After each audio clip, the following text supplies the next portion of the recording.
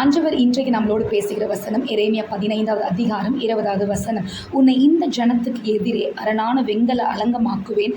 அவர்கள் உனக்கு விரோதமாக யுத்தம் பண்ணுவார்கள், ஆனாலும் உன்னை மேற்கொள்ள மாட்டார்கள். உன்னை ரட்சிப்பதற்காகவும் உன்னை தப்புவிப்பதற்காகவும் நான் உன்னுடனே இருக்கிறேன் என்று கர்த்தர் சொல்கிறார்.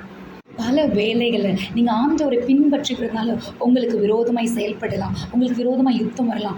வேலை ஸ்தலத்தில் நீங்கள் உண்மையாக இருந்தால் கூட உங்களுக்கு விரோதமாய் அநேக ஆத்துமாக்கள் எழும்போம். உங்களோட அதிகாரிகள் உங்களை ஒடுக்குவாங்க, உங்களை நிந்தையான வார்த்தைகளை அவமானப்படுத்துவாங்க. ஆனால் ஆண்டவர் சொல்கிறார், உனக்கு விரோதமாக யுத்தம் இருக்கும், ஆனாலும் அவர்கள் உன்னை மேற்கொள்ள மாட்டார்கள். நான் உன்னை ரட்சிப்பேன், நான் உன்னை தப்புவிப்பேன், நான் உன் கூட தான் இருக்கேன்னு ஆண்டவர் உங்களையும் என்னையும் பார்த்து சொல்கிறார்.